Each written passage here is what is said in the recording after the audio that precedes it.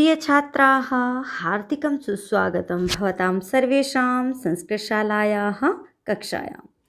प्यारे बच्चों, और हमारा आज की कक्षा का विषय है आदर्श प्रश्न पत्र। द्वादशी कक्षा का यानी कि 12वीं कक्षा का जो सैंपल पेपर सीबीएसई द्वारा प्रकाशित हुआ है उस पर आज हम चर्चा करने वाले हैं।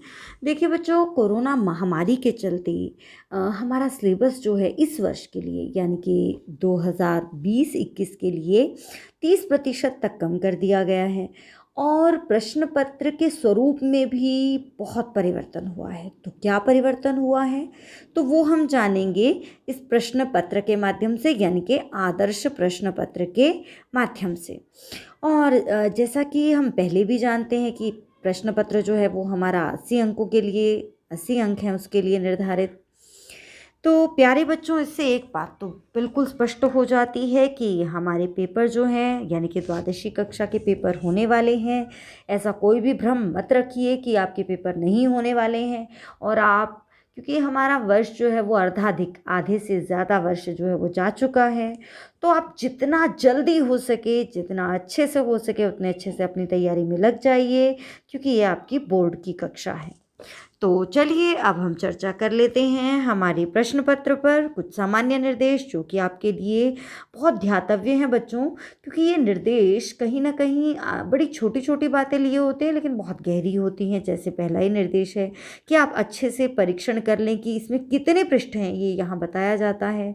12, 13, 11, 14 जितने भी पृष्ठ रहेंगे तो यहाँ पर आपको अंक संख्या दी होगी, जिसे आपको प्रश्न पत्र लेते समय एक बार ज़रूर चेक कर लेना चाहिए, क्योंकि यदि कोई पृष्ठ संख्या कम है, कोई पृष्ठ इसमें नहीं है तो उसे आप पहले ही बदलवा लें।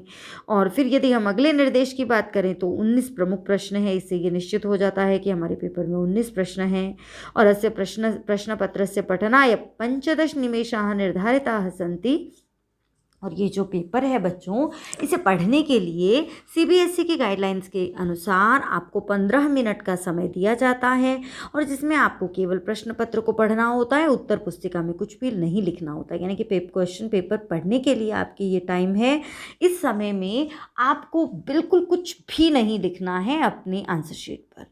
और ये 15 मिनट पढ़ने के इसलिए हैं कि आप अपने दिमाग को अच्छी तरीके से पेपर के लिए तैयार कर सकें। तो चलिए अब हम जान लेते हैं हमारे पेपर्स को।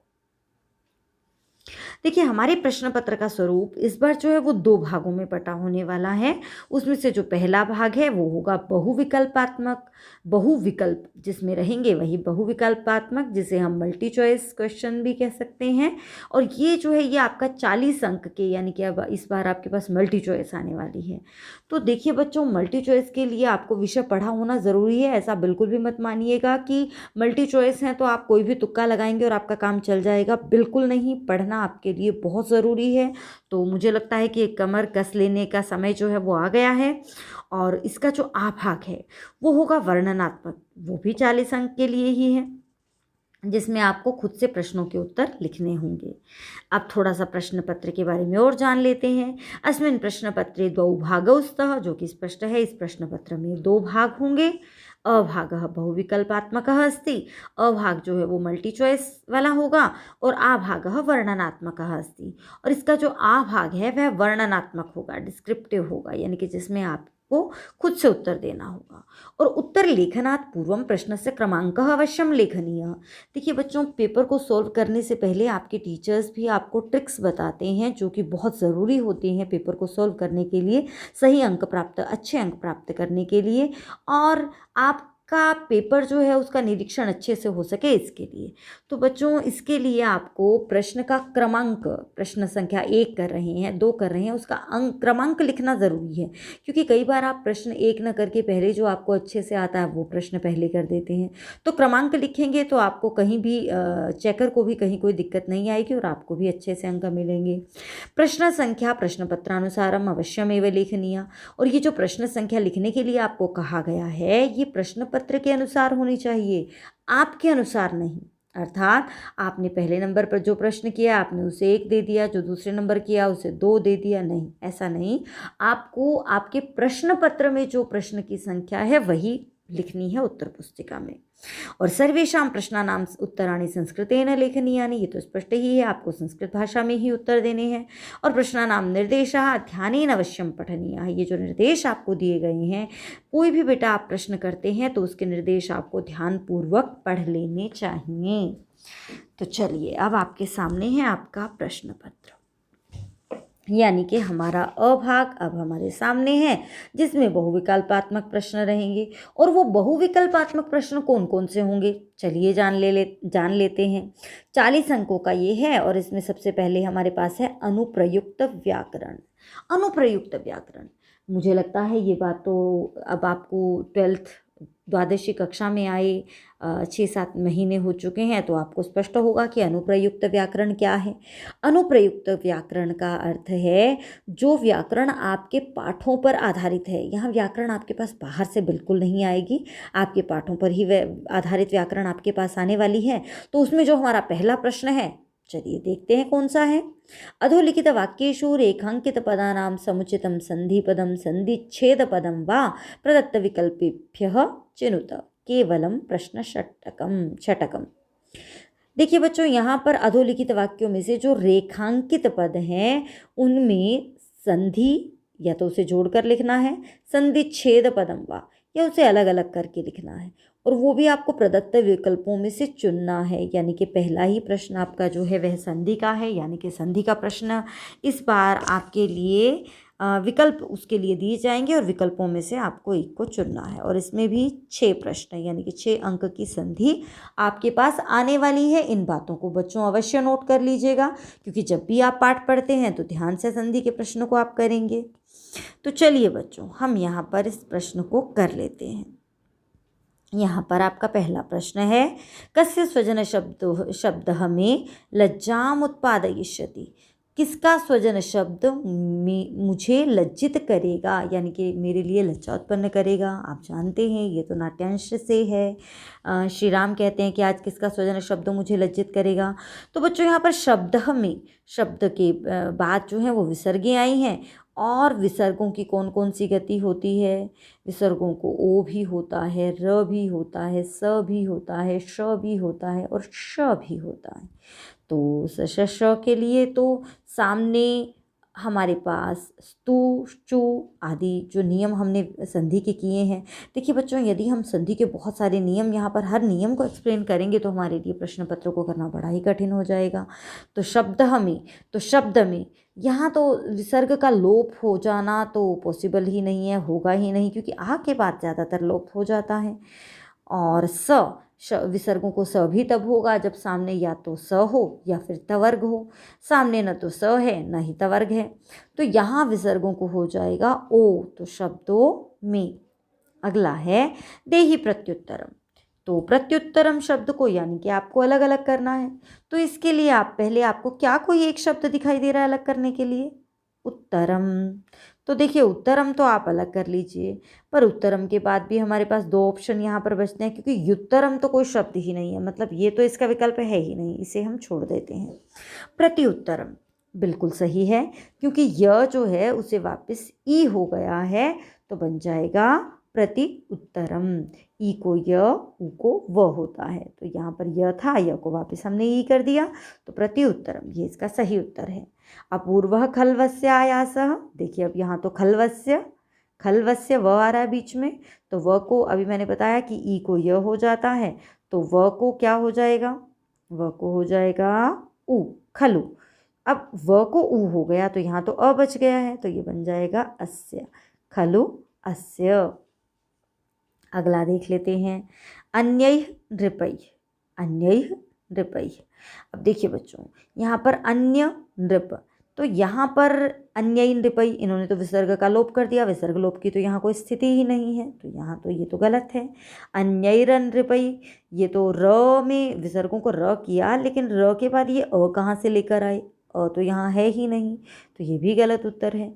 अन्यैर नृपैः, तो ये विसर्गों को हो गया र, यही इसका सही विकल्प है।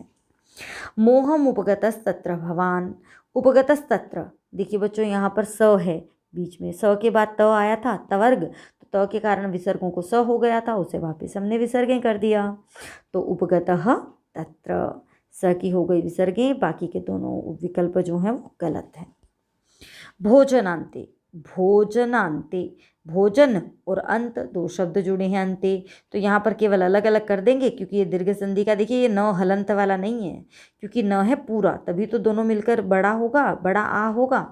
तो भोजन जमा अंते, भोजनांते। और ऐसे ही अगला है न एकेन, न के बाद ए आ गया, तो क्या हमारे पास अ के बाद ए आ जाए तो ए से बड़ा है ऐ, तो ऐ हो जाएगा। नई के न, ये बन जाएगा नई के न, अ ए मिलकर ऐ बन जाएगा नई के न। बच्चों देखिए ये तो हमने जो है वो केवल आदर्श प्रश्न पत्र पर हम चर्चा कर रहे हैं, इसलिए यहाँ पर जो उदाहरण आए हैं केवल उन्हें ही मैं उन्हीं को सॉल्व कर रहे हैं।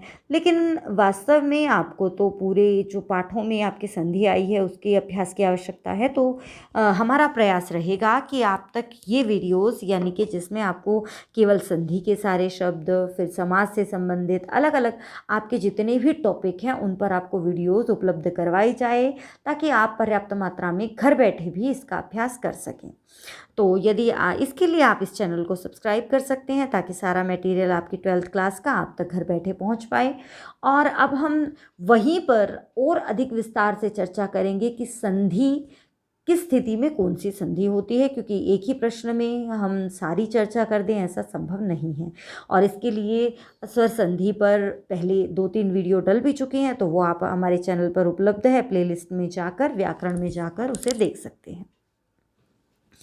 अधोलिखित वाक्येषु रेखांकित पदानां समुचितं समस्तपदं विग्रहवाक्यं वा प्रदत्त विकल्पेभ्यः चिनुत। अब देखिए बच्चों, यहाँ पर जो अधोलिखित वाक्य हैं उनमें से जो रेखांकित शब्द हैं उनके उचित समस्त पद या विग्रह वाक्य को आपको नीचे दिए गए विकल्पों में से चुनना है। और अगर हम समास की बात करें तो समास का अर्थ है जब 2 या 3 शब्द मिलते हैं तो वो होते हैं समास। और 2 वर्ण जब मिले तो संधि है, लेकिन जब शब्द मिले तो समास है। तो अब हम समास की बात कर रहे हैं, चलिए कर लेते हैं, सुलझा लेते हैं, सॉल्व कर लेते हैं। यस्याह भर्ता शक्र समः अस्ति। अब देखिए बच्चों, जिसका पति शक्र के समान है, सम के योग में हमेशा तृतीया विभक्ति लगती है, तो शक्र में तृतीया लगा, ये बनेगा शक्रेण समः। शक्र से समः तो नहीं होगा, शक्रे समः भी नहीं होगा। अगला प्रश्न, सह अश्व पृष्ठात् अवतारयत। सह उसने अश्व की पृष्ठ से, घोड़े की पीठ से उतारा। अवतारयत वह घोड़े की पीठ से उतरा। तो बच्चों यहाँ पर देखिए, घोड़े की पीठ से और काके की तो होता है षष्ठी, तो अश्वात् पृष्ठात् नहीं, घोड़े से पृष्ठ से नहीं, घोड़े की पृष्ठ से, तो ये हो जाएगा इसका उत्तर अश्वस्य पृष्ठात्। लक्ष्मणः सक्रोधम, लक्ष्मण क्रोध के साथ बोला, तो क्रोध के साथ, सह के योग में तृतीया, सम, सह, इनके योग में हमेशा तृतीया विभक्ति आती है, तो यहाँ भी बनेगा क्रोधेन सहितम। इसका चतुर्थ भाग है, ललाटपुट संस्थिता एषा भ्रिकुटिः नियति इव व्यवस्थिता।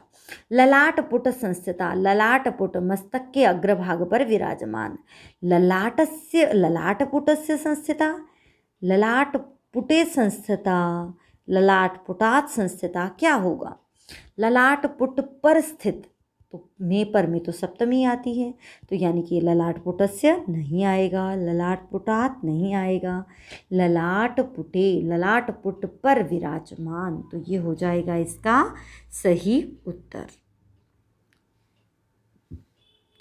तत्किमपि इच्छाम अनतिक्रम्य पृच्छ, तो कुछ भी अपनी इच्छा के अनुसार पूछो। इच्छाम अनतिक्रम्य अर्थात इच्छा के अनुसार।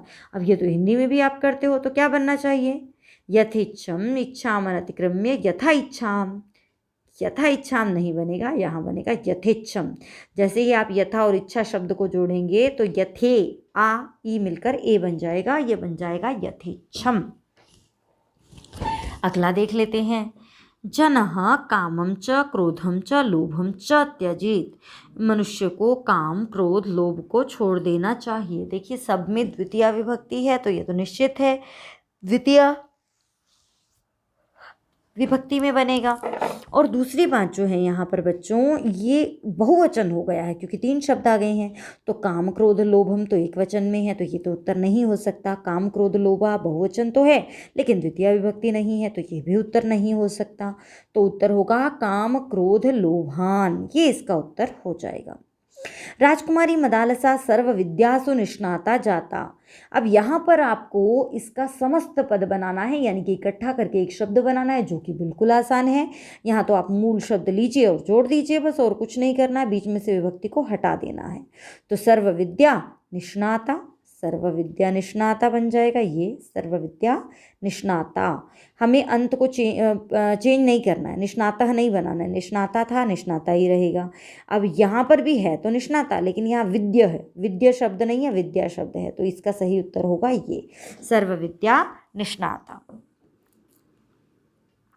अधोलिखित वाक्येषु रेखांकित पदानां समुचितं संयोजितं विभाजितं वा प्रकृतिं प्रत्ययं प्रदत्त विकल्पेभ्यः चिनुत। अब अधोलिखित वाक्यों में रेखांकित शब्दों का उचित संयोजित या विभाजित, यानी कि संयोजित होता है जुड़ा हुआ, या विभाजित यानी कि अलग किया हुआ प्रकृति और प्रत्यय को प्रदत्त विकल्पों में से चुनना है। यानी कि या तो यहाँ पर प्रत्यय आपको जुड़ा हुआ हो दिया होगा, प्रकृति प्रत्यय को अलग अलग करके लिखना है, या फिर ऐसा भी हो सकता है कि अलग अलग करके दिया हो, उसे आपको अलग करना हो सकता है। तो चलिए कर लेते हैं।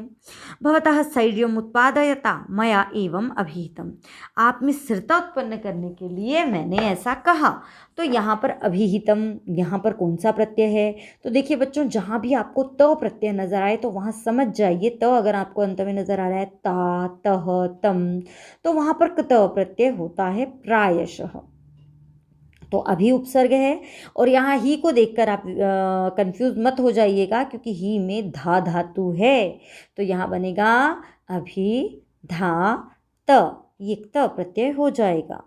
अभयदौवारिकः भुषुण्डिं स्कंधे निधाय निपुणं निरीक्षमाणः आसीत्।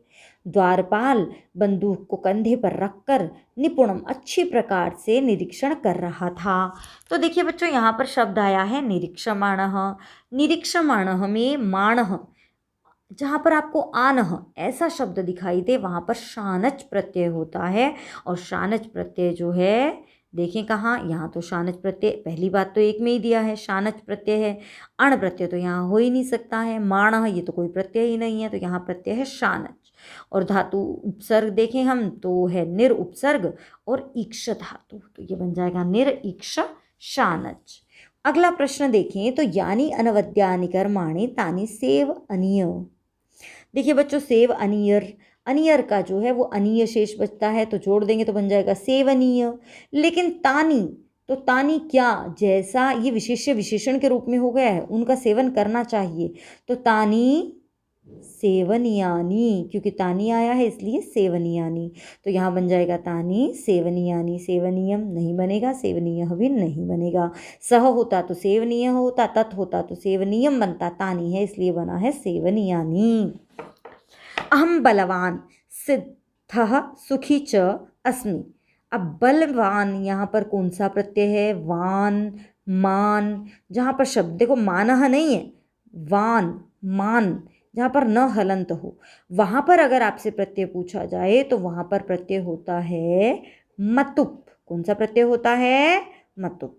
तो बलवान यहाँ पर, बलवान यहाँ पर है बल जमा मतुप, बलवान। शक्तिमान, बच्चों देखिए जब मतुप प्रत्यय से पीछे आ होंगे तो बनेगा वान, और इसके अलावा कोई और भी शब्द होंगे तो बनेगा मान। जैसे शक्ति में ई आ गया तो शक्तिमान, भक्तिमान, बलवान, सुखवान, तो ये फर्क है यहाँ पर। उसके बाद है सन्यासिन। अब देखिए बच्चों, इन जो प्रत्यय है ना वो ज़्यादा कुछ बदलाव नहीं आता है, बस इन जो है न गायब हो जाता है और एक बड़ी ही आ जाती है, क्योंकि यहाँ एक वचन में ही है इसलिए। भगवन सन्यासिन तुरीय आश्रम सेवी इति प्रणम्यते।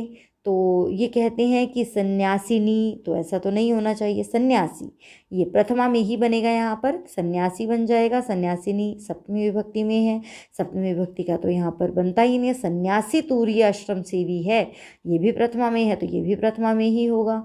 सन्यासनी तो कुछ बनता ही नहीं है, तो इसका उत्तर होगा सन्यासी। एषा नियतीव व्यवस्थित टाप, व्यवस्थित टाप। देखिए बच्चों, टाप प्रत्यय का बचता है सिर्फ आ, तो बस आपको आंखें बंद करके आ लगा देना है। अब आ अलग से नहीं लिखना है, आ जोड़ना है, तो बन जाएगा व्यवस्थिता। ये आपका हो जाएगा उत्तर। उसके बाद है पुत्रवती। देखिए ई, जहाँ पर ये ई बड़ी ई आए तो वहाँ पर समझ जाइए, जैसे आ आए तो टाप प्रत्यय है, स्त्रीलिंग में आ आए तो टाप प्रत्यय है, और स्त्रीलिंग में बड़ी ई आए तो वहाँ पर है गीप प्रत्यय। कौन सा प्रत्यय है? गीप प्रत्यय। तो आप कहेंगे तीनों में ही गीप प्रत्यय है, तो शब्द यहाँ पर पुत्र में गीप तो लगाएंगे तो पुत्री बनेगा, लेकिन पुत्रवती है तो यानी कि पुत्रवत शब्द है और गीप प्रत्यय है। ये हो जाएगा आपका अगला प्रश्न। यानी कि हम 3 प्रश्न कर चुके हैं, जिसमें एक बार हम देखें तो संधि जो है वो 6 अंकों के लिए थी, समास 5 अंक के लिए, और उसके बाद हम कर रहे थे अभी प्रत्यय जो कि 6 अंकों के लिए है।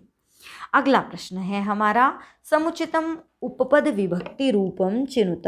यानी कि अब हमारा अगला प्रश्न है उपपद विभक्ति का, जो कि है 3 अंकों के लिए, और केवल प्रश्न 3 करने हैं। 4 प्रश्न दिए हुए हैं, 4 में से 3 प्रश्नों को करना है। तो चलिए कर लेते हैं। डैश न प्रमदितव्यम, डैश से आलस्य नहीं करना चाहिए। तो स्वाध्यायेन, स्वाध्याय के द्वारा, स्वाध्यायात, स्वाध्याय से, स्वाध्यायम या स्वाध्याय को। अब बच्चों देखिए, यहाँ पर आपको विभक्ति का चयन बड़े ध्यान से करना है।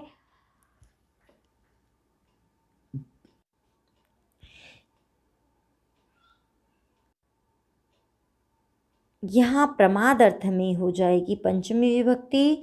स्वाध्याय से प्रमाद नहीं करना चाहिए, तो बन जाएगा स्वाध्यायात न प्रमदितव्यम। अगला प्रश्न है सहोदरम अपहाय राज्य डैश प्रयच्छामि। यदि मैं भाई को छोड़कर, सगे भाई को छोड़कर राज्य डैश को दूंगा, देने के योग में हमेशा चतुर्थी विभक्ति का प्रयोग होता है। तो जैसे राजा निर्धनाय धनम ददाति, निर्धनाय पुत्राय, तो यहाँ बनेगा पुत्राय, पुत्रम नहीं, पुत्र को दूंगा नहीं, पुत्र के लिए। प्रयच्छामि, देने के योग में हमेशा चतुर्थी विभक्ति आती है, तो ये बन जाएगा इसका उत्तर पुत्राय। ततः क्रमाद राजनी डैश सती, तभी क्रम से राजा के डैश हो जाने पर संप्राप्त राज्य संपत्तिर्मुंजः, राज्य जिसे संपत्ति और राज्य प्राप्त हो गए हैं, ऐसा मुंज। तो यहाँ पर देखिए बच्चों, क्रम से राजा के जो विभक्ति इसमें है, इसके विशेष्य में भी वही विभक्ति लगेगी। राजा मतलब क्रिया जो है इससे संबंधित, वो भी इसी में बनेगी। तो राजनी क्या? दिवंगते, दिवंगतेन नहीं, दिवंगतस्य नहीं, राजनी में सप्तमी विभक्ति है, यहाँ भी यहाँ सप्तमी विभक्ति आएगी, क्योंकि राजा के दिवंगत हो जाने पर तो दिवंगते सती। ये हो जाएगा इसका उत्तर। सह पुनः डैश अनंतरम तमेव पादध्वनिम श्रुतवान, तभी उसने क्षण के बाद, तो क्षण के बाद, यहाँ पर क्षणात अनंतरम, क्षण के बाद, काके की षष्ठी यहाँ नहीं आएगा, यहाँ आएगा क्षणाद अनंतरम, पंचमी विभक्ति, अनंतर के योग में पंचमी, क्षणात अनंतरम, और क्षणेन और क्षणाय नहीं आएगा। तो चलिए बच्चों, अब हम चलते हैं। ये हमने की अनुप्रयुक्त व्याकरण। अनुप्रयुक्त व्याकरण के 4 प्रश्न आपके पास बहुविकल्प में आने वाले हैं। अब चलते हैं हम पठितावबोधन की तरफ। अब ये पठितावबोधन क्या है? अब पठित से तो आप समझ ही गए होंगे। पठित यानी कि जो आपने पढ़ा हुआ है, यानी कि आपकी पुस्तक पर आधारित ये प्रश्न है, और उसमें जो भाषिक कार्य, यानी कि आपका जो नाट्यांश, जो गद्य, जो पद्य आते हैं आपके पास, उसमें से आपके पास कुछ भाषिक कार्य आते हैं, और उनकी जो है आपको वो यहाँ पर आपको ऑप्शंस में दिए जाएंगे, विकल्पों में दिए जाएंगे, इनका उत्तर चयन करना है। चलिए तो आरंभ करते हैं प्रश्न षटकम, और इसमें से अच्छे प्रश्न ही आपको करने हैं। कुंडला, कुंडला कहती है राजकुमारी मदालसा सर्व विद्या निष्णाता जाता, सर्व विद्या निष्णाता इति पदम कस्मै प्रयुक्तम। राजकुमारी मदालसा सभी विद्याओं में निपुण हो गई है। यहाँ पर सर्व विद्या निष्णाता, सभी विद्याओं में निपुण, सभी विद्याओं में पारंगत, यह पद किसके लिए आया है, शब्द किसके लिए आया है? तो बताइए कि सभी विद्याओं में निपुण कौन हो गई थी? सभी विद्याओं में निपुण, ये शब्द किसके लिए आया है? बिल्कुल सही, मदालसा के लिए। तो जिस विभक्ति में आपसे प्रश्न पूछा गया है उसी विभक्ति में उत्तर रहेगा, तो इसका उत्तर बनेगा मदालसायै। ये हो जाएगा इसका उत्तर। और अब तो और आसान है, आपको विभक्ति अलग से लगाने की भी आवश्यकता नहीं, आपको केवल चुनना है। शैशवेभ्यस्तविद्यानां यौवने विषयैषिणाम् अत्र वार्धके इत्यस्य विलोम पदम किमस्ति। यहाँ इन्होंने एक पंक्ति दे दी है और पूछा है कि यहाँ पर वार्धके, वार्धक होता है बुढ़ापा यानी कि वृद्धावस्था, वृद्धावस्था का विलोम, विलोम क्या होता है जल्दी से बताइए? विलोम अर्थात उसका उल्टा शब्द, उसका विपरीत अर्थक, तो बुढ़ापे का उल्टा क्या होगा? यौवने, ये शब्द हो जाएगा। तो ये हो जाएगा आपका उत्तर। रघुनाम अन्वयम वक्ष्ये, रघुवंशियों का अन्वय यानी कि उनका जो चरित्र है, उनकी जो वंश परंपरा आदि का चरित्र है वो मैं वर्णन करूँगा, उनके कुल का वर्णन करूँगा। अन्वय होता है उनका कुल। अत्र वक्ष्ये इति क्रियापदस्य कर्तृपदम किम। अब इन्होंने पूछा है कि वक्ष्ये का कर्ता कौन सा है, यानी कि वक्ष्ये मैं कहूँगा, मैं बताऊँगा, तो ये कौन कह रहा है कि मैं बताऊँगा? तो यहाँ पर कह रहे हैं कालिदास, क्योंकि कालिदास की रचना से लिया गया है ये, तो कालिदास। और क्योंकि वक्ष्ये मैं कहूँगा तो अहम, तो इसका जो है वो कर्ता होगा अहम, लेकिन अहम कौन? कालिदास। आकार ये अहम कुलगुरुम तुम्बुरुम, यहाँ पर देखिए ध्यान से सुनिएगा कि मैं बुलाती हूँ कुलगुरु तुम्बुरु को। असौ अग्निम साक्षीकृत्य आशीर्वचांसी वक्ष्यति, ये अग्नि को साक्षी बनाकर आशीर्वाद कहेंगे, आशीर्वचन कहेंगे। यहाँ पर असौ सर्वनाम पदम कस्मै प्रयुक्तम, ये जो असौ शब्द है कि वह अग्नि को साक्षी करके आशीर्वचन कहेंगे, तो कौन, असौ कौन है? तो मुझे लगता है आपको पता लग गया होगा। बिल्कुल सही, कुलगुरु के लिए आया है, अग्नि के लिए तो नहीं आया है, ये आया है कुलगुरु के लिए। तो कुलगुरवे, ये हो जाएगा इसका उत्तर।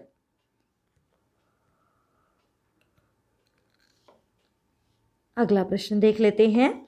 भवन्ति संपदम दैवीम अभिजातस्य भारत अत्र अर्जुन इत्यर्थे किम पदम प्रयुक्तम। यहाँ पर कहते हैं कि ये भवन्ति होती हैं संपदम संपत्ति, दैवीम अभिजातस्य दैवीय दिव्य गुणों से युक्त, हे भारत, भारत यहाँ पर जो है वो अर्जुन के लिए आया है, तो यानी कि अर्जुन के लिए कौन सा शब्द आया है? भारत। अशुचौ नरके पतंती, अपवित्र नरक में, यानी कि जिसे हम घोर नरक कहते हैं, अपवित्र नरक कहते हैं, ऐसे नरक में गिरते हैं। यहाँ पर पूछा है विशेषण, तो विशेषण यानी कि जो शब्द की विशेषता बताए, तो यहाँ पर नरक, कैसा नरक, उसकी विशेषता बता रहा है अशुचौ, तो ये हो जाएगा विशेषण अशुचौ। और सार्ववर्णिकः पंचमो गेयवेदः अत्र विशिष्य पदम किम, यहाँ पूछा है विशेष्य, विशेष्य यानी कि जिसकी विशेषता बताई जा रही है, तो सार्ववर्णिकः सभी वर्णों वाला, पंचमः पांचवा, क्या? गेयवेदः, तो इसकी सारी विशेषताएं बताई जा रही हैं, तो ये हो जाएगा विशेष्य। विशेषण यानी कि विशेषता और विशेष्य यानी कि जिसकी विशेषता। तो चलिए बच्चों, ये हमारा प्रश्न था कितने अंकों के लिए? 6 अंकों के लिए। अब हम पठित के ही अगले पड़ाव की तरफ चलते हैं, जो है 4 अंकों के लिए हमारे पास अधोलिखितेषु वाक्येषु रेखांकित पदानां प्रसंगानुसारम शुद्धम उत्तरम चिनुत। देखिए बच्चों, जो भी प्रश्न आपके पास आए पहले उसका अर्थ ज़रूर समझ लें, क्योंकि आपको जब तक यही समझ में नहीं आएगा कि आपको प्रश्न करना क्या है तो आप कैसे उत्तर लिख पाएंगे। तो प्रश्न को समझना तो बहुत ज़रूरी है। तो अधोलिखित वाक्य में आपको रेखांकित शब्दों का प्रसंग के अनुसार शुद्ध उत्तर का चयन करना है। तो यहाँ पर भी आपको उत्तर चुनना है। ततस्तयोरेवम् अभूत आलापः, पहले आप पंक्ति के अर्थ को समझेंगे कि ततः तब, तयोः उन दोनों का, एवं अभूत आलापः इस प्रकार हुआ उनका आलाप। अब यहाँ पर आलाप क्या है? ये वार्तालाप है, कलह है या विवाद है? तो जल्दी से सोचिए क्या है। देखिए विवाद तो नहीं था दोनों सखियों के बीच, और कलह भी नहीं था, उनके बीच हुआ था वार्तालाप। तो आलाप जो है उसका अर्थ है वार्तालाप। सर्वस्य लोचनम शास्त्रम, सभी के नेत्र जो हैं वो शास्त्र हैं। तो सभी के क्या हैं? मुख। लोचन का अर्थ मुख तो नहीं है, नेत्र या कर्ण, तो इसका उत्तर होगा बिल्कुल सही, नेत्रम। केवलम महाराज शिववीरस्य आज्ञां वयम शिरसा वहामः, केवल महाराज शिववीर की आज्ञा को हम सिर्फ शिरोधार्य करते हैं, यानी कि सिर आंखों पर लेते हैं, जिसे हम इस प्रकार कहते हैं। तो यहाँ पर क्या अर्थ है? सिर पर धारण करने का क्या मतलब है? पालन करना, तिरस्कार करना या अवमानना करना, अपमान करना। तो आप कहेंगे इसका तो बिल्कुल सीधे सीधे एक है, तो इसका है पालयामः। वस्तु निमेष मात्रेण विनाशम भजेत। वस्तु निमेष मात्र में, कुछ क्षण भर मात्र में विनाश को प्राप्त हो जाती है। यहाँ पर निमेष मात्र का क्या अर्थ है? अकस्मात, अचानक से, क्या ये अर्थ है? केवलम, केवल ये अर्थ है? या क्षण मात्रेण, क्षण मात्र में, क्या ये अर्थ है? बिल्कुल सही, यही इसका अर्थ है, क्षण भर में। तो आपको बड़ी बात है बच्चों कि इस पंक्ति का अर्थ समझना है और उसके अनुरूप इस शब्द के अर्थ का को समझ के और फिर आपको अर्थ का चयन करना है।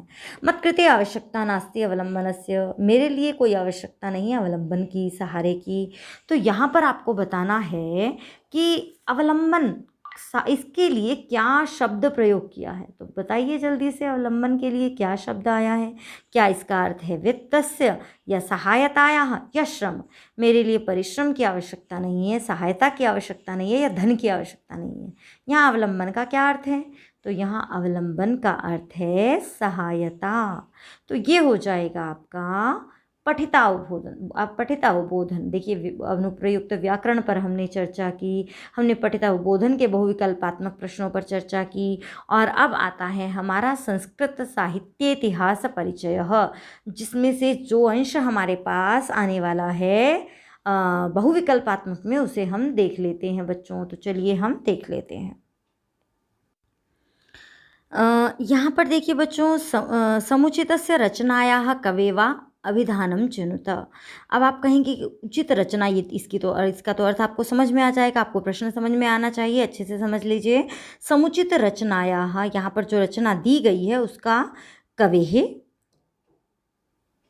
देखिए यहाँ पर या तो आपको रचना दी होगी उसका कवि चुनना है, या रचना का नाम भी आपके पास चुनना आ सकता है। तो अभिधान अर्थात नाम, चिनुत, चुनिए। तो ये आपको करना है, यानी कि आपको कवि या उसकी रचना का नाम पहचानना है। तो चलिए हम प्रश्न देख लेते हैं, और ये केवल प्रश्न 3 करने हैं आपको, यानी कि ये 3 अंकों के लिए आपके पास आने वाला है।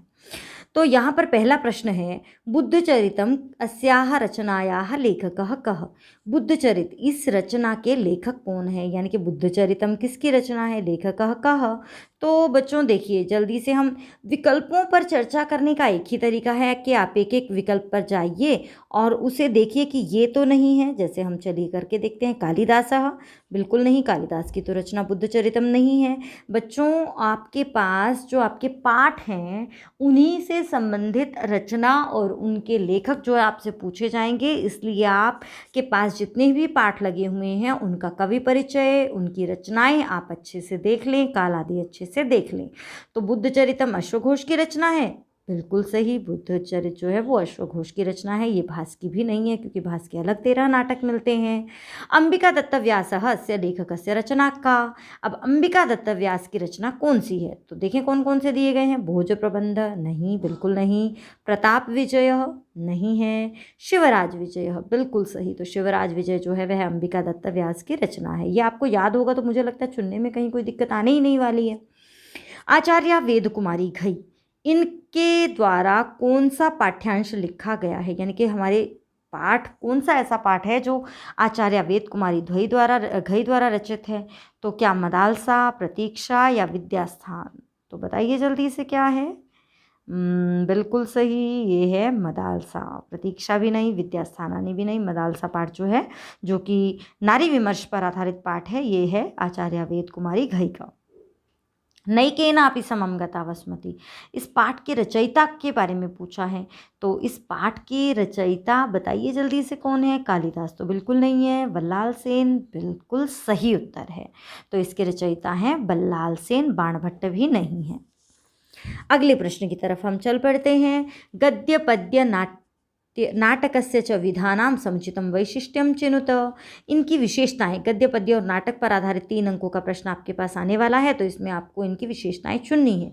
देखिए बच्चों, पहली बात तो ये विकल्प में आने वाले हैं, और उस पर भी इसमें आपको एक और ऑप्शन जो है वो एक्स्ट्रा मिलेगा, यानी कि एक प्रश्न आप छोड़ सकते हैं, क्योंकि प्रश्न केवल 3 करने हैं, और यही स्थिति आपके पास लगभग हर प्रश्न में है। तो छंदो रहितम काव्यम किम, छंद रहित क्या होता है?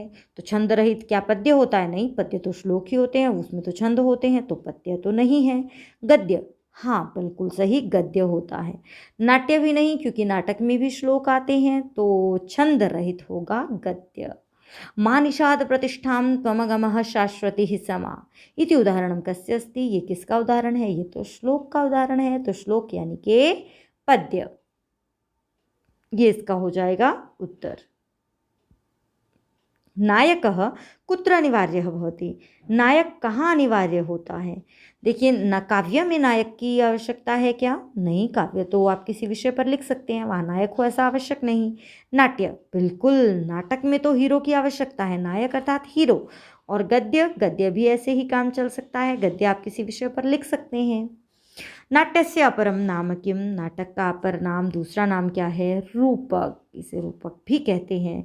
विदूषक तो नाटक का ही एक पात्र है, और जनांतिकम हाथ की एक विशेष प्रकार की संरचना, जिसमें हम एक व्यक्ति से बात छिपाकर दूसरे से कहते हैं, जिसे हम कह सकते हैं हाथ की ओट। गद्य पद्य चंपू काव्यस्य च विधानां समुचितं वैशिष्ट्यं चिनुत। गद्य पद्य चंपू काव्य की विधाओं का उचित वैशिष्ट्य चुनना है आपको। गद्य पद्य चंपू पर आधारित हमारा ये प्रश्न रहेगा, जो कि है 4 अंकों के लिए। तो चलिए कर लेते हैं, इसमें से आपको केवल 4 प्रश्न करने हैं। तो यहाँ आपका पहला प्रश्न है, चंपू काव्यम कीदृशं भवति? चंपू काव्य कैसा होता है? क्या गद्यमयम? क्या ये गद्य होता है इसमें? पद्यमयम, या सिर्फ श्लोक होते हैं? या गद्य पद्यमयम? तो बिल्कुल सही, गद्य पद्यमयम चंपू। और पद्य काव्यम अस्य वैशिष्ट्यम किम? पद्य काव्य की विशेषता क्या है? उसकी गेयता, यानी कि उसे गाया जा सकता है। छंदाभाव, छंद का अभाव होता है। या प्रहसन, प्रहसन तो खुद रूपक का एक भाग है। तो ये जो है गेयता, यानी कि पद्यों को गाया जा सकता है, ये इसकी विशेषता है। नायिकायाः अनिवार्यता कुत्र न भवति? नायिका की अनिवार्यता कहाँ नहीं होती? नाट्य, नाट्य में तो नायक नायिका होते हैं। चंपू काव्य, हाँ, यहाँ हो सकता है। रूपक, रूपक तो खुद नाटक जो है वो रूपक का ही एक भाग है, और नाटक को प्रकारांतर से रूपक भी कहते हैं, तो रूपक में तो होती है, तो चंपू काव्य में नहीं होती। गद्य काव्यम अस्य वैशिष्ट्यम किम नास्ति? अब देखिए बच्चों, यहाँ पर कई बार ऐसे प्रश्नों में आप गलती कर जाते हैं। यहाँ प्रश्न है कि गद्य काव्य, इसका वैशिष्ट्य कौन सा नहीं है? गद्य काव्य लघु होता है, श्लिष्ट होता है, छंदोबद्ध होता है। कौन सी विशेषता इसकी नहीं है? तो कौन सी विशेषता नहीं है? छंदोबद्धता, क्योंकि जो गद्य है वो तो छंद उसमें रहते ही नहीं है। छंद होते तो वो पद्य होता। और गद्यम कवीनाम डैश वदंती, गद्यम कवीनाम, गद्यों को कवियों की क्या कहा गया है? कसौटी, यानी कि निकषम। गद्यम कवीनाम निकषम वदंती, छंद नहीं, रस नहीं। तो यहाँ जो है हमारा पहला भाग पूरा होता है। और बच्चों, अब हम चलते हैं अपने अगले भाग की तरफ, यानी कि आ भाग की तरफ, जिसमें है वर्णनात्मकाः प्रश्नाः, और ये भी है आपके पास 40 अंकों के लिए। और इसमें जो अपठितावबोधन है वो हमारा पहला प्रश्न है, जो कि अब 10वें नंबर पर है। और इसमें आपको क्या करना है? इसमें आपको अधोलिखितम अपठित गद्यांशम पठित्वा प्रदत्तान प्रश्नान संस्कृतेन उत्तरतः। इसमें आपको कुछ प्रश्न दिए गए हैं, और उसका क्या करना है आपको? पहले इस पहरे को, यहाँ पर एक पहरा दिया गया है, इस पहरे को अच्छे से पढ़ना है, और फिर इस पर आधारित प्रश्न देने हैं। और ध्यान रखिएगा बच्चों, ये अपठित है, यानी कि ये प्रायशः आपके पास पहरा जो है वैसा आने वाला है जो आपने पढ़ा नहीं होगा। ये अब तक जो सीखी आपने संस्कृत है, उसके आधार पर आपकी संस्कृत की कितनी समझ बनी है, इस बात को परखता हुआ आपका प्रश्न रहने वाला है। तो इस प्रश्न को करने का क्या तरीका है? कितने अंकों के लिए आएगा? तो ये आएगा आपके पास 10 अंकों के लिए। और इसे करने का क्या तरीका है बच्चों? देखिए, वैसे तो अपने आप में इसके लिए 2 कक्षाएं जो हैं वो आवश्यक होती हैं अपठित गद्यांश को करने के लिए, लेकिन हम यहाँ पर क्योंकि पेपर को सॉल्व कर रहे हैं, तो आंशिक रूप से, मतलब एक बार बस इसे सरसरी तौर से हम करते हुए चले जाते हैं। यहाँ पर पहले हमें इस पहरे को कम से कम 2 बार पढ़ना चाहिए, ताकि हमें पहरा जो है वो क्योंकि बच्चों आपको पता है ना, हिंदी जो है वो संस्कृत भाषा से ही निकली है, तो आप पढ़ेंगे 2 बार तो आपको इसका अर्थ जो है वो अनुभव होने लगेगा, आप अर्थ का अंदाज़ा लगा पाएंगे, और उसके आधार पर आप प्रश्नों के उत्तर दे सकते हैं। अखिल भारतस्य संचारं कृत्वा, अखिल भारत में संचार करके अर्थात पूरे भारत में घूमकर विवेकानंदेन नैके अनुभवाः प्राप्ता, विवेकानंद ने अनेक अनुभव प्राप्त किए।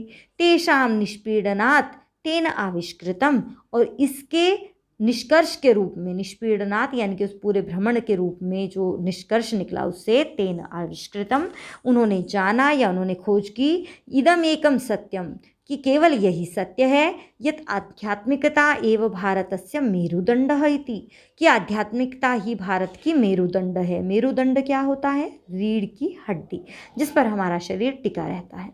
तादृशः महिमा भारतस्य धुरि विद्यते, तादृशः महिमा यानी कि वैसी महिमा भारत की धुरी में विद्यमान है। चेदपि देशवासीषु, फिर भी देशवासियों में, समाजे समाज में, राष्ट्रस्य सर्वक्षेत्रेषु अपि, और राष्ट्र के हर क्षेत्र में, कुतः एतावान कलह, कहाँ से ये इतना कलह, झगड़ा, क्षोभ, क्रोध, विप्लव, और विप्लव यानी कि इतनी परेशानियां जो हैं, मुसीबतें जो हैं, वो क्यों हैं?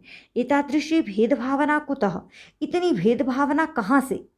एतस्य विरोधस्य परिहारः साध्यः उत न, इस विरोध का परिहार, परिहार होता है उपाय, साध्यः होना चाहिए, उत न या नहीं, अर्थात इसका कोई साध्य, इसका कोई उपाय होना चाहिए या नहीं।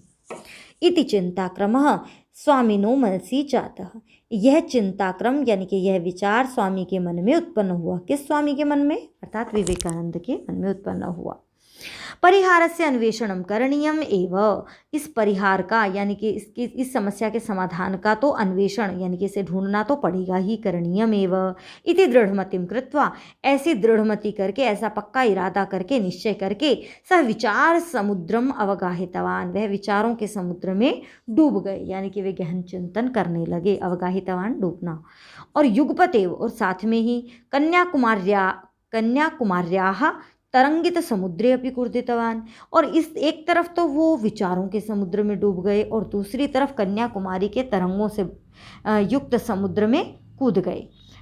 यथा कश्चित पिता माता इव मृदुतया शिशुम ग्रहीतुम अजानन, जैसे कोई पिता माता की तरह कोमलता से अपने बच्चे को ग्रहण करना न जानते हुए, उत्क्षेपणादिकम कृत्वा शिशुना सह क्रीडति, उत्क्षेपण होता है ऊपर की ओर उछालना, ऊपर की ओर उछालते हुए अपने बच्चे के साथ खेलता है। तथैव उसी प्रकार तरंगाः अपि, तरंगे भी यानी कि जो समुद्र की लहरें थी वे भी, पातनोत्पातन पूर्वकम, पातन उत्पातन यानी कि नीचे गिराना ऊपर ले आना, वैसे ही समुद्र की लहरें भी ऊपर नीचे करते हुए, तम इतस्ततः अघूर्णयन, उसे इधर उधर घुमाने लगी, यानी कि समुद्र की लहरों के बीच जो है स्वामी विवेकानंद वो इधर उधर तैर रहे थे।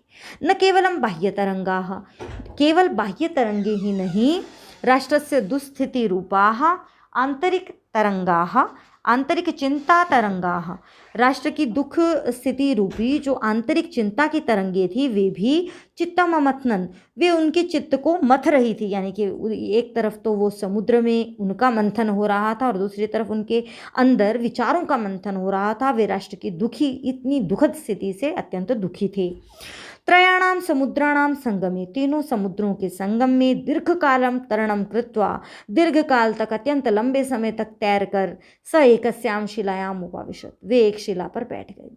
भारतीय परंपरायाः दृश्यानि, भारतीय परंपरा के दृश्य, भारतीय इतिहासस्य उन्नत्यवनत्योः च दृश्यानि, भारत के इतिहास के उन्नति और अवनति के दृश्य, उन्नति होता है उत्थान और अवनति होता है पतन, उत्थान और पतन के दृश्य क्रमशः, क्रम से, तस्य चित्तादर्शे प्रतिबिंबितानि अभवन्, उसके चित्तादर्श में यानी कि उसके मन में प्रतिबिंबित हो रहे थे। यहाँ पर देखिए बच्चों, आपके पास जो पहला प्रश्न आने वाला है वो प्रश्न होगा आपके पास एक पदेन उत्तरतः, यानी कि आपको एक पद में उत्तर देना है, एक शब्द में उत्तर देना है। और यहाँ पर आपके पास 5 प्रश्नों में से किन्हीं 4 प्रश्नों को आपको करना है। तो जो प्रश्न आपको अच्छे से आता है उन्हीं प्रश्नों को पहले करें, और अंतिम प्रश्नों को आप लिखना चाहें तो लिख दें, लेकिन ये ध्यान रखिएगा बच्चों कि जो 4 आपको बिल्कुल अच्छे से आते हैं उन्हीं प्रश्नों को आप कीजिएगा। विरोधस्य परिहाराय किम करणीयम, विरोध के परिहार के लिए क्या करना चाहिए। विरोधस्य परिहारस्य किम करणीयम, यानी कि इस विरोध के परिहार का उपाय को क्या करना चाहिए, ढूंढना चाहिए। तो इसका उत्तर हो जाएगा अन्वेषणम। यहाँ था ना परिहारस्य अन्वेषणम करणीयम, तो अन्वेषणम इसका उत्तर हो जाएगा। अगला प्रश्न देख लेते हैं। स्वामिनो मनसि कह जाता, स्वामी के मन में क्या उत्पन्न हुआ था? तो स्वामिनो मनसि चिंताक्रमः, तो ये चिंताक्रमः हो जाएगा इसका उत्तर, चिंताक्रमः। विवेकानंदः तरंगित समुद्रे अपि कूर्दितवान्, विवेकानंद तरंगों वाले समुद्र में भी कूद गए। तो विवेकानंद कस्याः तरंगित समुद्रे अपि कूर्दितवान्, विवेकानंद किसके यानी कि कौन से समुद्र में कूदे थे? था ना, तो कहाँ के समुद्र में कूदे थे? कन्याकुमारी के। तो हमारा जो उत्तर क्या बनेगा बताइए? उत्तर बनेगा हमारा कन्याकुमार्याः, कन्याकुमारी के समुद्र में वे कूद गए थे। तो क्या आपको ये उत्तर मिल गया है? ढूंढिए जल्दी से। कन्याकुमारी, ये कन्याकुमारी के समुद्र में वो कूद गए थे। और भारतीय इतिहासस्य कयोः दृश्यानि प्रतिबिंबितानि अभवन्, भारतीय इतिहास के किसके दृश्य उनके मन में प्रतिबिंबित हो रहे थे? कयोः दृश्यानि, जैसा प्रश्न वैसा उत्तर। तो कयोः उन्नत्यवनत्योः, ये हो जाएगा इसका उत्तर, उन्नति और अवनति के। पिता का इव शिशुना सह क्रीडति, पिता किसकी तरह शिशु के साथ खेल रहे थे? तो बताइए, माता इव, माता की तरह। पूर्ण वाक्य न उत्तरतः, पूरे वाक्य में अब आपको उत्तर देना है। तो केवल प्रश्नद्वयम, केवल प्रश्न 2 ही हैं यहाँ पर जो आपको करने हैं। तो प्रश्न द्वय करने हैं, लेकिन 3 प्रश्न दिए हुए हैं। तो चलिए बच्चों, इसे भी हम कर लेते हैं। आपका पहला प्रश्न है, भारतस्य संचारम कृत्वा स्वामिना के प्राप्तः, भारत में भ्रमण करके, भारत का संचार करके, भारत में घूमकर स्वामी ने क्या प्राप्त किया? तो घूमकर उन्होंने क्या मिला था उन्हें? अनेके अनुभवाः। तो इसमें हो जाएगी आपकी ये पहली ही लाइन, अखिल भारतस्य संचारम कृत्वा विवेकानंदेन नैके अनुभवाः प्राप्ताः। बेटा इस प्रकार आपको प्रश्न से संबंधित पंक्ति को ढूंढना होगा। के स्वामिनः चित्तम अमथनन्, किन्होंने स्वामी के चित्त को मथा? तो बताइए किन्होंने स्वामी के चित्त को मथा था? चित्त को मथा, देखो ये मिल गया हमें, चित्त को मथा किसने? अब ये सारा आ जाएगा बच्चों यहाँ पर। यहाँ से ये हमारा प्रश्न जो है वो शुरू होता है। न केवलम बाह्य तरंगाः राष्ट्रस्य दुस्थितिरूपाः आंतरिक चिंता तरंगाः अपि तस्य चित्तम अमथनन्। तो ये हो जाएगा हमारा उत्तर। अगला प्रश्न देख लेते हैं। समुद्राणाम संगमे स्वामी किम कृतवान, समुद्रों के संगम पर स्वामी ने क्या किया? तो बताइए, समुद्रों के संगम पर त्रयाणां समुद्राणां संगमे दीर्घकालं तरणं कृत्वा सः एकस्यां शिलायाम् उपाविशत्, समुद्र के संगम में दीर्घकाल तक तैर कर वह आकर एक शिला पर बैठ गया। तो आप देख रहे हैं, आपको अपने प्रश्न से संबंधित शब्दों को ढूंढेंगे तो आपको प्रश्न जो है वो समझ में आ जाएगा। और बच्चों बस जो बात का जिसका ध्यान रखना है, इस पहरे को ज़रूर 2 से 2 बार आप ज़रूर पढ़ें। और आपके पास यदि और आपको लगता है, आप अपना पेपर करते समय एक बात का ध्यान रखें कि आप अपना समय निश्चित कर लें, आपको किस पार्ट को करने के लिए कितना समय अपेक्षित है, और वो आप निश्चित करके चलेंगे तो मुझे लगता है आपको दिक्कत नहीं आएगी। अगला है, अस्य अनुच्छेदस्य समुचितम शीर्षकम लिखत, आपको इसका उचित शीर्षक लिखना है। तो शीर्षक क्या होता है, सोचिए ज़रा जल्दी से।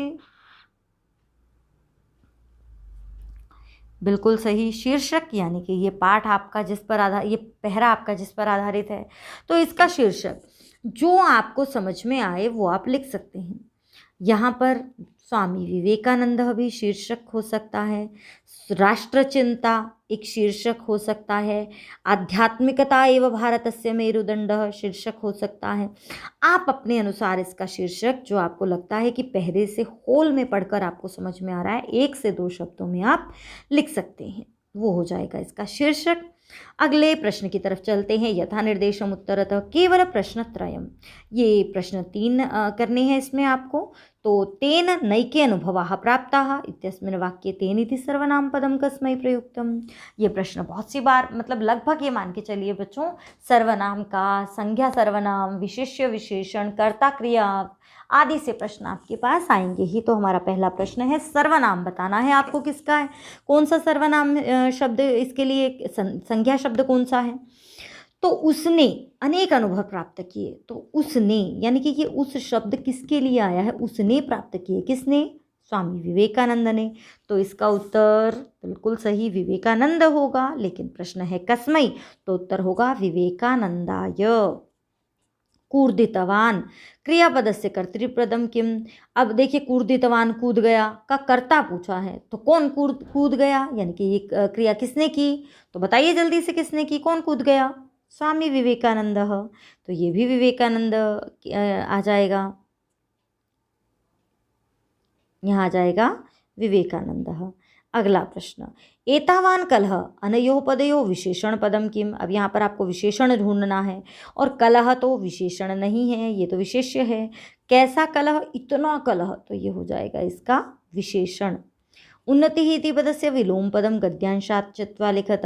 उन्नति का विलोम लिखना है, विलोम यानी कि उल्टा, और उन्नति का उल्टा यहाँ पर जो शब्द आया था वो क्या था, बिल्कुल सही, अवनति।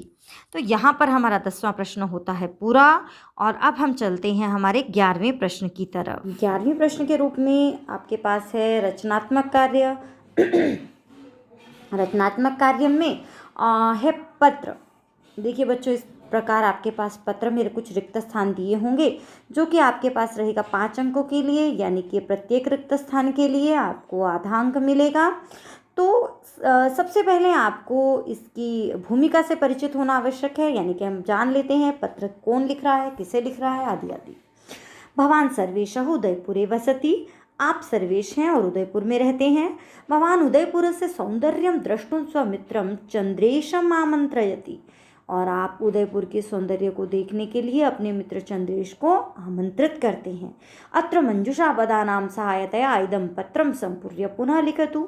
और ये पत्र आपको मंजुषा की सहायता से, और कहाँ है हमारी मंजुषा, ये इस मंजुषा की सहायता से आपको पत्र को पूरा करके फिर से लिखना है। तो चलिए बच्चों कर लेते हैं, हम आरंभ करते हैं। दिनांक, इस पर कोई, इसके लिए आपको कोई अंक नहीं है, यहाँ केवल आपको वैसे दिनांक लिखनी है, डेट लिखनी है, जिस भी डेट पर आपका पेपर है। अब हिरण्यनगरी डैश, हिरण्यनगरी, यहाँ पर देखिए बच्चों, यहाँ पर जब भी रिक्त स्थान आता है तो यहाँ पर स्थान का नाम आएगा।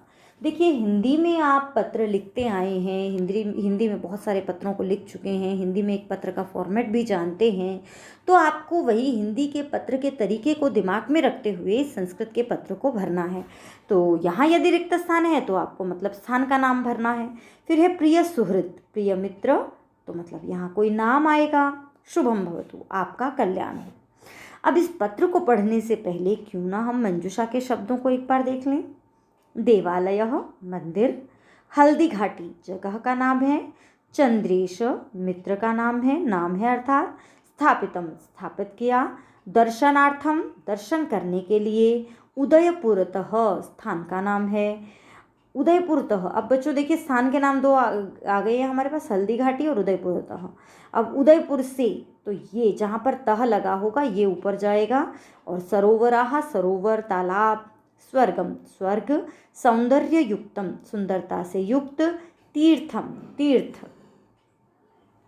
चलिए बच्चों अब हम कर लेते हैं।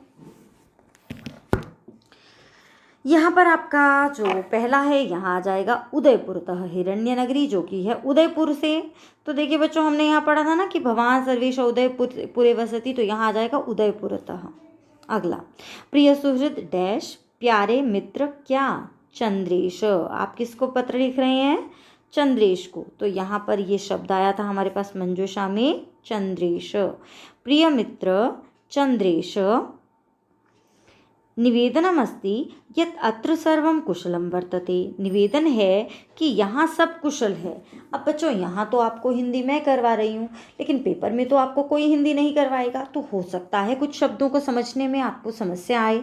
तो इसलिए पत्र या अपठित गद्यांश, इस तरह की जो विषय वस्तु है, इन्हें आप कम से कम 2 से 3 बार ज़रूर पढ़ें। जो हमारा रचनात्मक कार्य है, जो हमारा अपठित गद्यांश है, उसे 2 से 3 बार आप ज़रूर पढ़ें, ताकि आप उसके अर्थ का अनुमान लगाने में संभव हो सकें, सक्षम हो सकें। मित्रवर, हे मित्र, इदम उदयपुर नगरम। हे मित्र, यह उदयपुर नगर अतीव डैश वर्तते। अतीव क्या है, उदयपुर नगर अतीव क्या है, देवालय, हल्दी घाटी, चंद्रेश, स्थापित, सरोवर स्वर्ग सौंदर्य युक्तम, तो यहाँ आ जाएगा सौंदर्य युक्तम। उदयपुर नगरम अतीव सौंदर्य युक्तम वर्तते। इदम नगरम, यह नगर महाराणा उदय सिंह राजाधिराजेन, यह नगर महाराणा उदय सिंह राजाधिराज के द्वारा डैश आसीत, क्या था? देवालय मंदिर था, हल्दी घाटी था, चंद्रेश था, स्थापित किया था। बिल्कुल सही, स्थापित किया था। तो ये नगर जो है वो उदय सिंह राजा ने स्थापित किया था, इसीलिए तो इसका नाम उदयपुर है। इदम प्रतीयते यत एतत् नगरम धरायाः डैश अस्ति, यह ऐसा लगता है कि यह नगर जो है वो धरा का, पृथ्वी का क्या है? पृथ्वी का, सरोवर, हल्दी घाटी, क्या? स्वर्ग, ये आ जाएगा।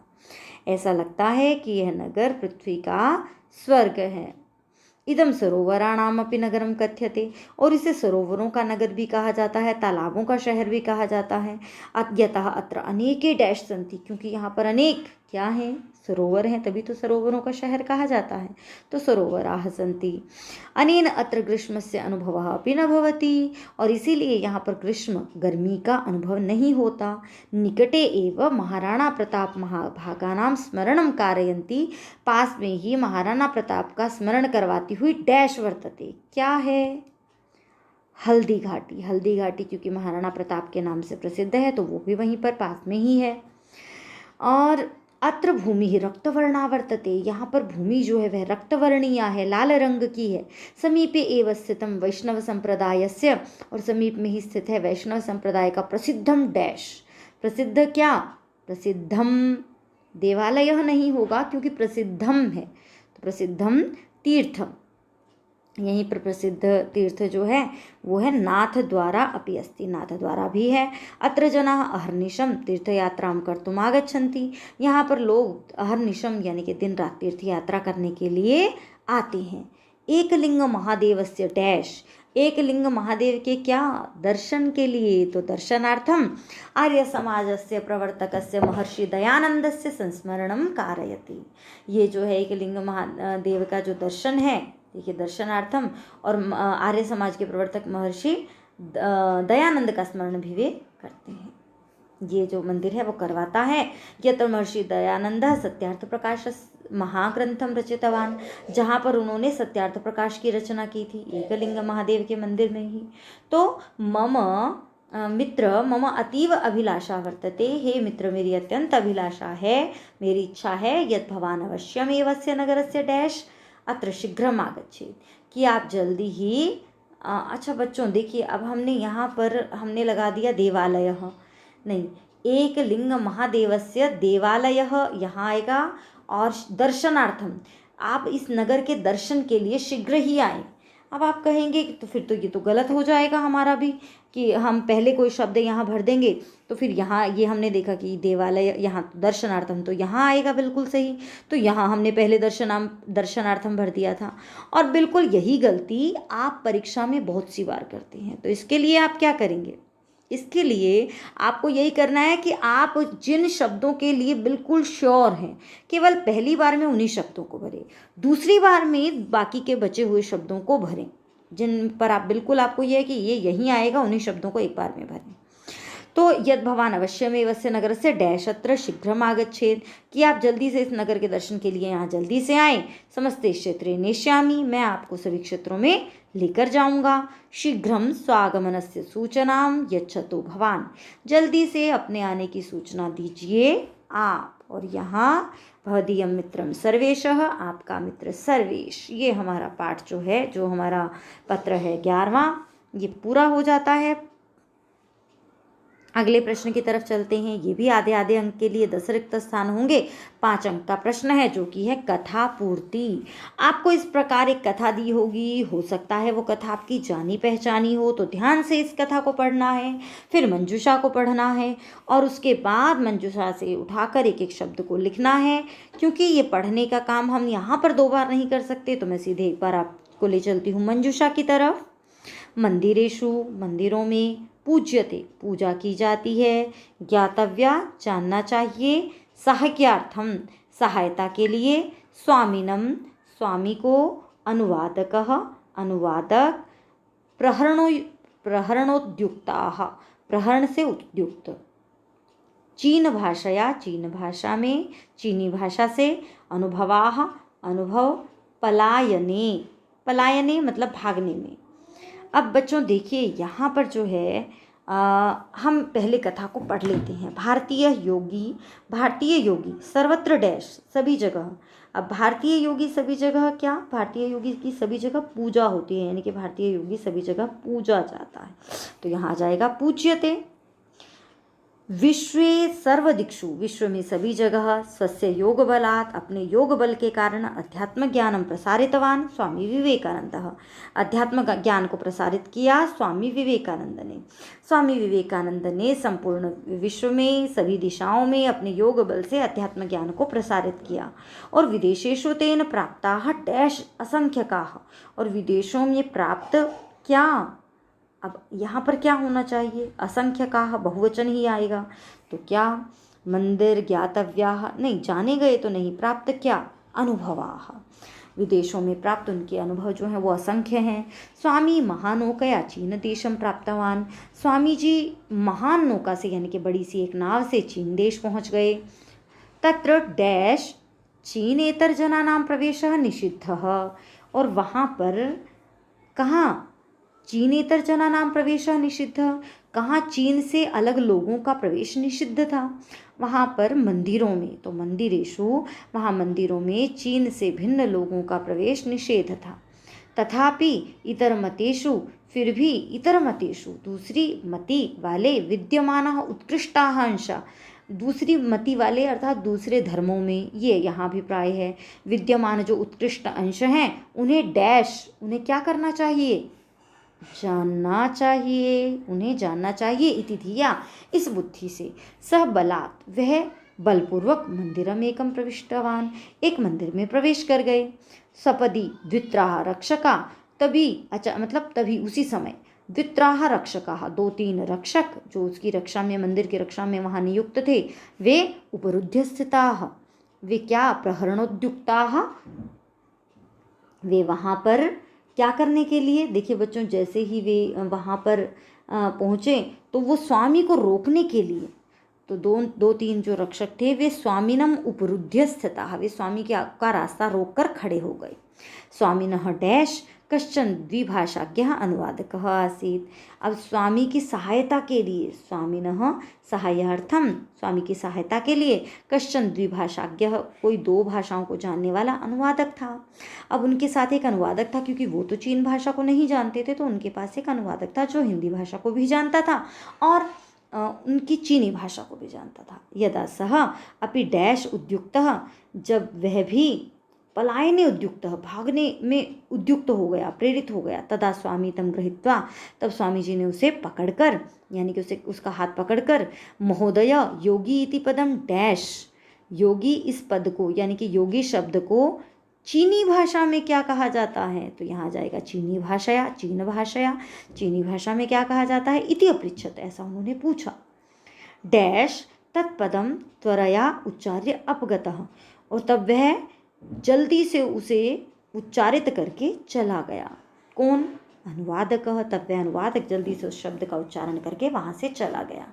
क्षणानंतरे स्वामी रक्षकानुद्दिश्य, कुछ समय बाद ही, यानी कि एक क्षण के बाद, मतलब उसने पूछा कि योगी को क्या कहते हैं, उसने बता दिया, तो क्षण भर में ही उस स्वामी विवेकानंद ने उन आरक्षकों से कहा, मैं भारत देश से आया हुआ योगी हूँ। इति उच्चैवदत्, ऐसा उसने ऊंची आवाज़ में कहा। आश्चर्यम नाम, तब आश्चर्य हुआ। डैश चीन रक्षकाः स्वामिनम नमस्कृतवन्तः सत्कृतवन्तः च, तो क्या कैसा एक अद्भुत वो हुआ, प्रहरणोद्युक्ता है, यानी कि जो प्रहरण, जो वहाँ पर प्रहरी के रूप में प्रेरित लगे हुए थे, जो आरक्षक थे, चीन रक्षकाः, चीन के रक्षक जो वो सैनिक थे, वो स्वामी को नमस्कार करने लगे और उनका सत्कार करने लगे। और इस प्रकार हमारा यहाँ पर कथा जो है वो पूरी होती है। अब देखिए बच्चों, आप देख रहे हैं अथवा, यानी कि या तो आपको कथा करनी है और या फिर आपको ये संवादों को पूरा करना है, जो कि आपको रिक्त स्थान में दिए जाएंगे मंजूषा की सहायता से। और यहाँ तो आपको जो है वो पूरे मंजूषा शायद यहाँ देना भूल गए हैं, वैसे यहाँ मंजूषा आती है अधिकतर। तो चलिए बच्चों हम यहाँ पर कर लेते हैं संवाद को। तो आगच्छ वैद्य, वैद्य वैद्य कौन होता है? चिकित्सक, डॉक्टर। आगच्छ पुत्र, आओ पुत्र, किम जातम, क्या हुआ? ज्वरः अस्ति किम, क्या बुखार है? तो यहाँ पर राजीव है जो दूसरे संवाद बोल रहा है, तो वो क्या कहता है? न ज्वरः नास्ति उदरे पीड़ा अस्ति, नहीं बुखार तो नहीं है, उदर में पीड़ा है। ये मंजूषा बच्चों, अब आप कहेंगे कि मंजूषा नहीं आई है, लेकिन आपके पास पेपर में यहाँ पर एक मंजूषा रहेगी। मैं आपको इनके उत्तर बता रही हूँ, वास्तव में आपको केवल छांटना होगा और वो बड़ी आसानी से आप छांट सकते हैं। आपके लिए ये जो संवाद वाला प्रश्न है वो करना ज़्यादा आसान रहता है। वैद्य, तो वैद्य कहता है एवं ज्वरः नास्ति, अच्छा तो ज्वर नहीं है, उदरे पीड़ा वर्तते, पेट में दर्द है, यह किम भक्षितम, कल क्या खाया? तो राजीव कहता है न किमपि, कुछ भी नहीं, केवलम आपणे, केवल बाजार में आलूकस्य वटकाः खादिताः, आलू के पकोड़े खाए। अहो आपने आलूकस्य वटकाः खादिता, अच्छा तो बाजार में आलू के पकोड़े खाए। किम न जानासि, क्या तुम नहीं जानते? अधुना बहि खाद्य वस्तूनि न खादितव्यानि, कि आजकल बाहर की वस्तुएं नहीं खाना चाहिए। एतत् चूर्णम स्वीकरोतु, यह चूर्ण, यह औषधि स्वीकार करो, ये चूर्ण स्वीकार करो। राजीव कहता है अस्तु दिने कतिवारं ग्रहीतव्यम, ठीक है इसे दिन में कितनी बार लेना है? अरे तो वो कहते हैं कि इसे दिन में कितनी बार लेना है, और साथ में ये भी पूछते हैं, और क्या पूछते हैं देखिए यहाँ कटु नास्ति, तो ये भी पूछा गया है कि हम कटु तो नास्ति, तो ये कहते हैं अरे नहीं कटुः नास्ति पुनरपि औषधि कृते स्वादः न गणनीयः, फिर भी औषधि के लिए जो है वो स्वाद नहीं देखा जाना चाहिए। दिने त्रिवारम, एक चम्मच मात्रम उष्ण जलेन ग्रहीतव्यम।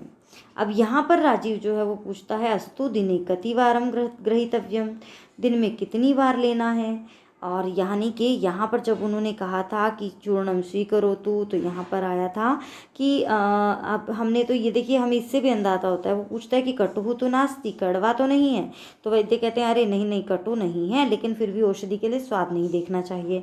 फिर राजीव पूछता है अस्तु दिने कतिवारम ग्रहीतव्यम, दिन में कितनी बार लेना है? तो वो वैद्य कहता है दिने त्रिवारम, दिन में 3 बार, एक चम्मच मात्रम, एक चम्मच मात्र उष्ण जल से, गर्म पानी से लेना है। राजीव, इस पर राजीव पूछता है फिर से वही क्या पूछता है देखिए वो राजीव,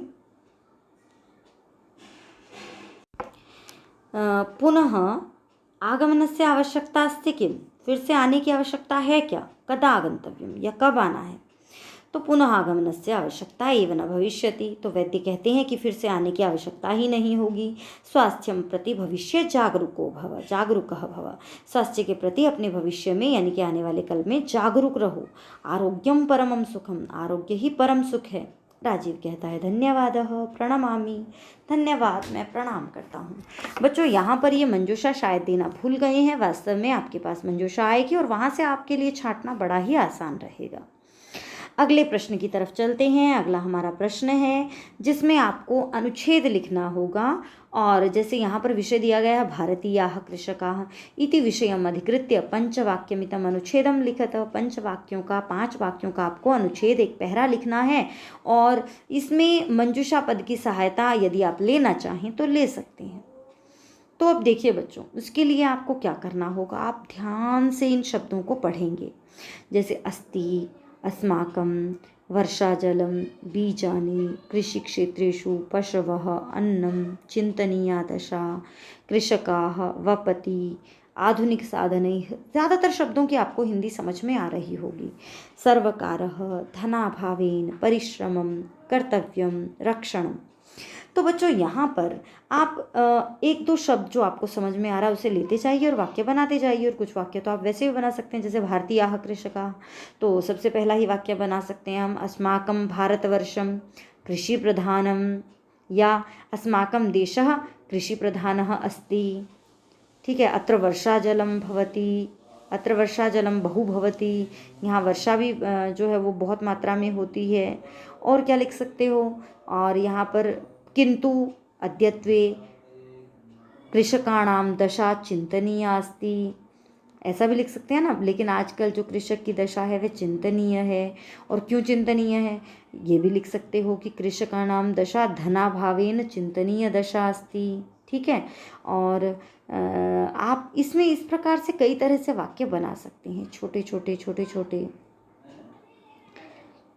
और वपति है, बीजानी है, तो एकः कृषकः बीजानी वपति, कृषक बीजों को बोता है। तो कृषकः बीजानी वपति, कृषकः अन्नं ददति, कृषकः अन्नं ददाति। इस तरह से आप अनेक जो है यहाँ पर बना सकते हैं। कृषकाः अन्नं यच्छन्ति, और कृषकाः परिश्रमं कुर्वन्ति, कृषकानां रक्षणं कर्तव्यम। इस प्रकार से आप बहुत सारे छोटे छोटे वाक्य जो हैं बना सकते हैं। और आपको देखिए बच्चों, वाक्य बड़ा हो ये कोई आवश्यक नहीं है, लेकिन ये ज़रूर है कि आपका वाक्य सही होना चाहिए व्याकरण की दृष्टि से। अब चलते हैं हम हमारे अगले प्रश्न की तरफ। देखिए बच्चों, इसमें से दो में से आपको एक करना है, या तो आपको अनुच्छेद लिखना है या आपको यहाँ पर जो वाक्य दिए हैं इनमें से किन्हीं 5 वाक्यों का संस्कृत में अनुवाद करना है। अनुवाद के लिए भी हमारे चैनल पर वीडियोस अवेलेबल हैं, आप उन्हें देख सकते हैं, आपके लिए सहायक रहेंगी। पहले भारत विश्व गुरु कहलाता था, पूरा भारतम विश्व गुरु कथ्यते स्म। राजस्थान वीरों की जन्मदायिनी भूमि है, राजस्थानम वीराणाम जन्मदायिनी भूमि ही वर्तते।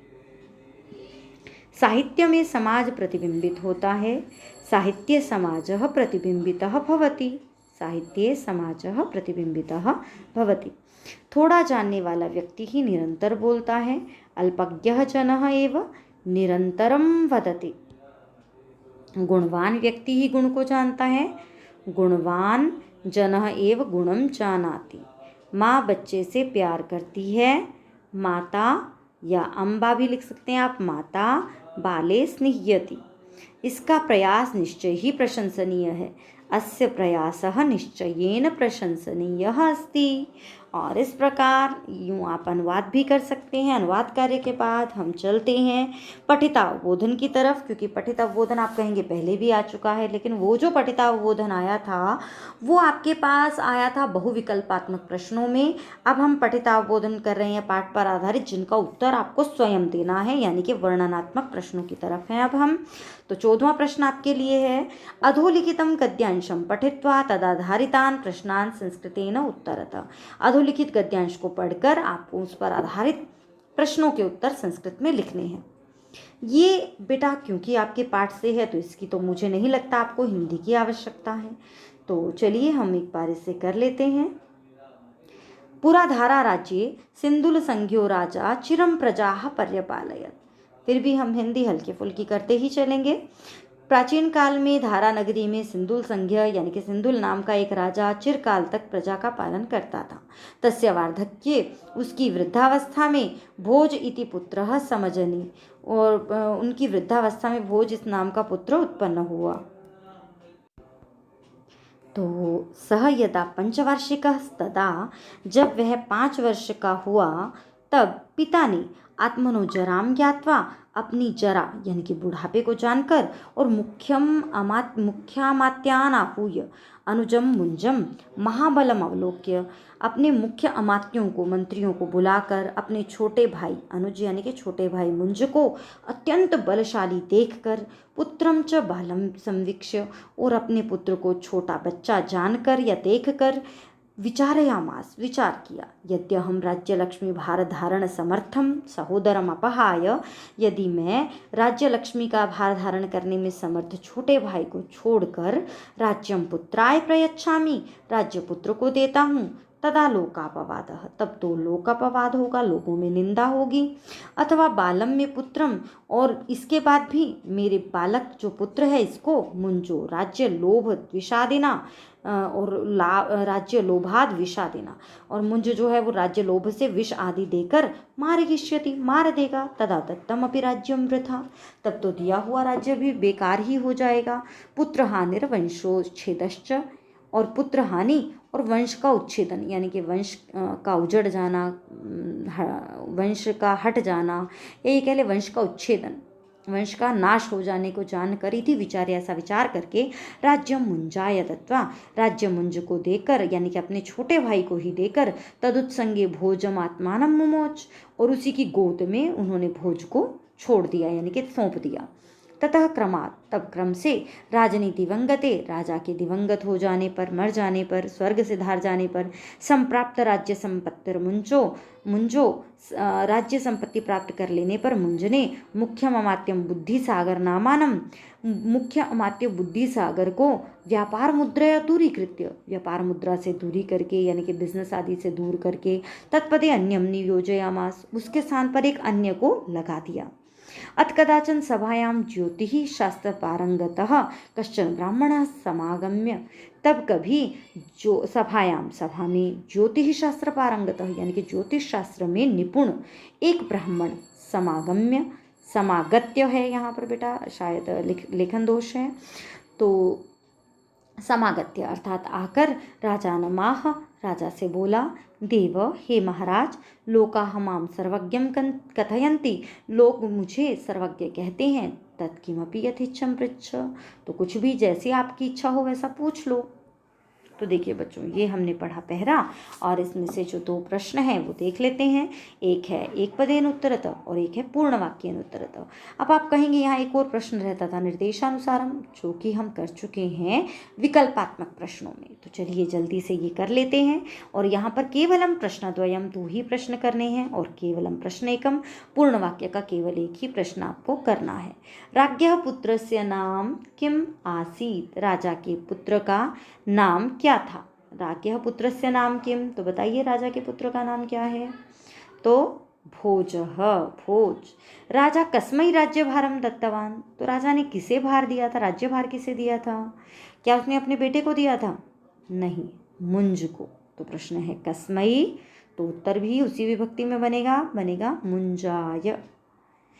सभायां ज्योतिष शास्त्र पारंगतः कः समागतः, सभा में ज्योतिष शास्त्र में निपुण कौन आया था, तो कः, उत्तर होगा ब्राह्मणः। पूर्ण वाक्येन उत्तरतः, पूरे वाक्य में अब यहाँ पर आपको उत्तर देना है। राजा मुख्यम अमात्यानाहूय किम विचारयामास, राजा ने प्रमुख अमात्यों को बुलाकर क्या विचार किया।